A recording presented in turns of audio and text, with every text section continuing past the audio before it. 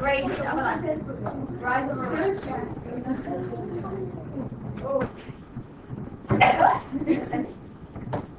Your parents are all aware that I video the lessons. I told pretty much most of you today.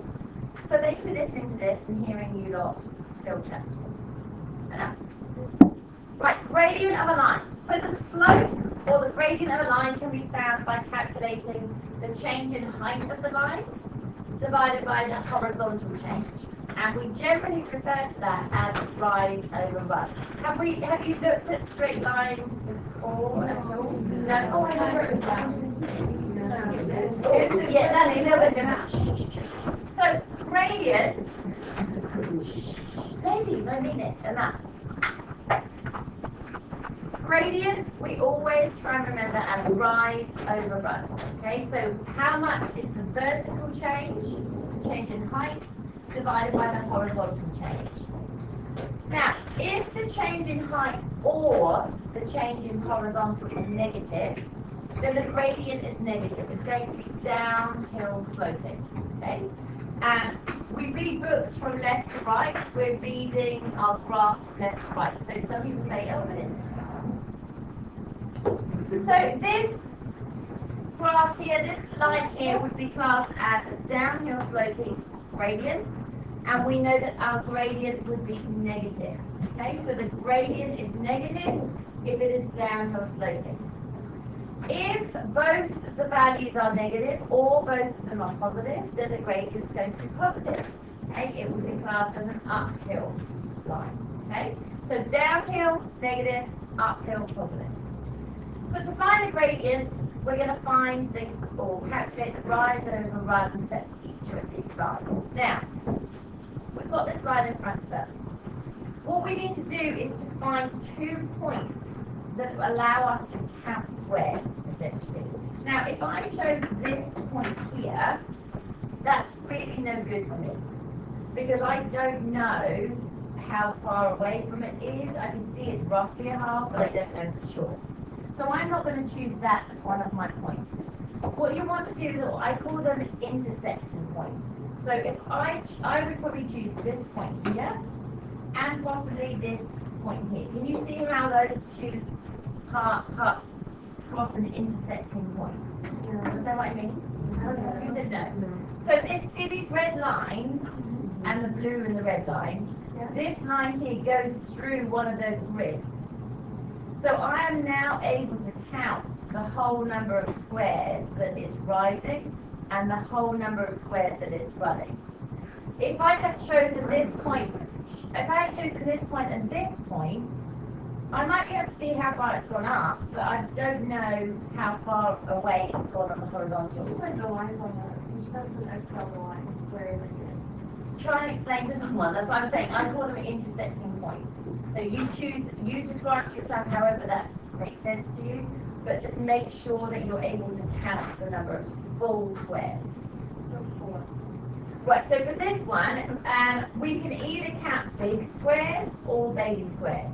Okay, we have a choice here. So if we're counting big squares, we're 1, 2, 3, 4.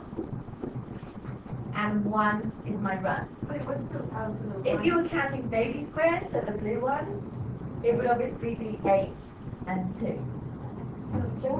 To find my gradient, we then write our values as our rise over our run, or 4 over 1. So this would give us our gradient. Now, I've said on the right-hand side, don't forget to simplify the fraction. So, can 8 over 2 or 4 over 1 be simplified? It's just 4. So my gradient for this first black line is 4. Okay, you're happy with that? So on the right-hand side, immediately looking at it, what do I know about this gradient? What did we talk about up to here? It's negative, yes? Because this gradient here is sloping the opposite direction. Now, you may have wondered why I said if one of them is negative. And that depends on how you choose your points and how you're counting from one to another. I'm going to choose this point here and this point here. Okay? So I've chosen those two. I can see that I've gone down 1 and I've gone across 3. Right. Now, if you had chosen to start at this point and go to this point, you can still find the gradient. You just need to make sure that you're appropriately labeling stuff. So if you're going to the right, we always consider that as being positive. And if you're going to the left, that would be classed as being negative. If you're going up, that would be positive, and down would be negative.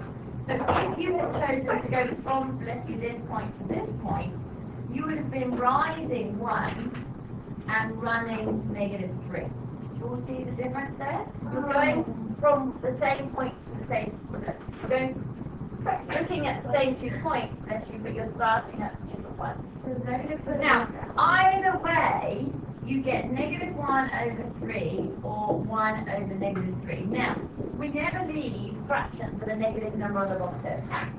Bless you.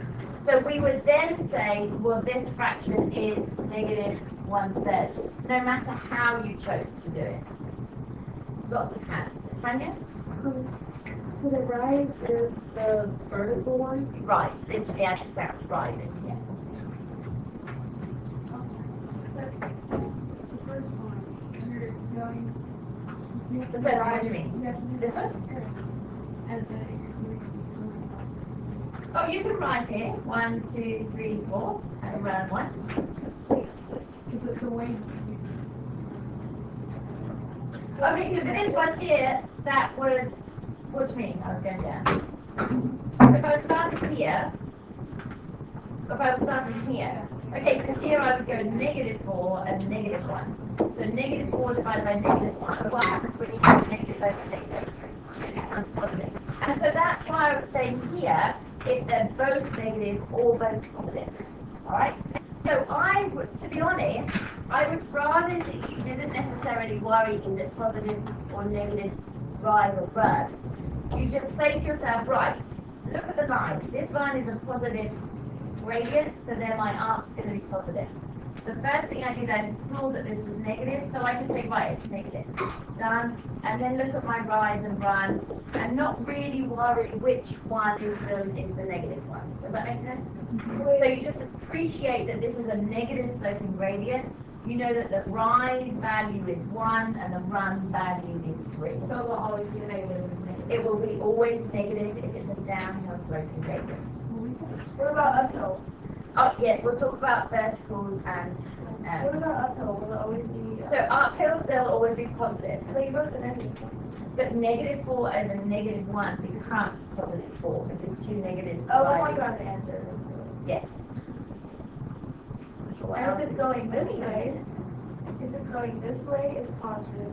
If it's going this way from the line, it's negative. Yes. But that's what I just stressed it. Try not to worry too much about which direction is it going, and just look at the gradient. Is it a positive gradient or is it a negative gradient?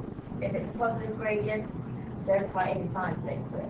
If it's a negative gradient, just put a negative sign in front. In front of the water. In front of the If it's going up gradient, Oh. if I just rise everywhere, yeah. The first one be negative?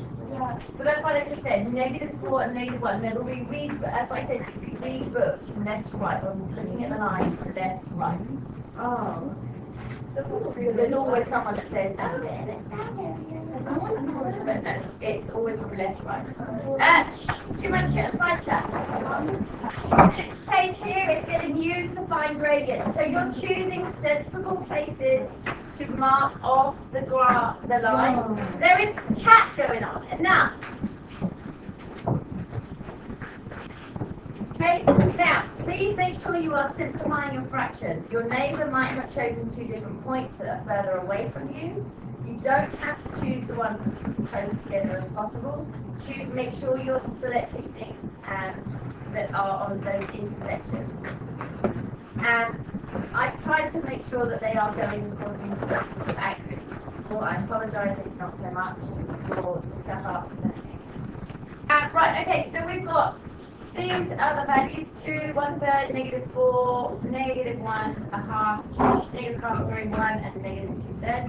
We missed 2 of these. So the method will work the same. So I'm going to choose this point and this point. What's my rise? And what's my run? No. My run is nothing.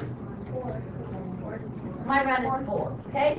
If I were to calculate 0 divided by 4, what's that? 0, okay?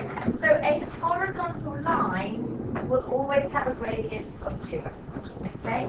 So a horizontal line will always have a gradient of 0. The other one, again, we could choose any 2 points. I'm going to choose this one and this one. What's my rise? I've got 6, so I'm 6. What's my run? Now, if you type into your calculator 6 divided by 0, what does it tell you? What does it tell you? What does it tell you? Undefined. It tells you that it's undefined, or it will tell you that it's an error. Okay? You are unable to divide something by 0. You are never able to have a 0 on the bottom. So we would describe a vertical gradient as being undefined. Okay? So we would describe any vertical gradient as being undefined.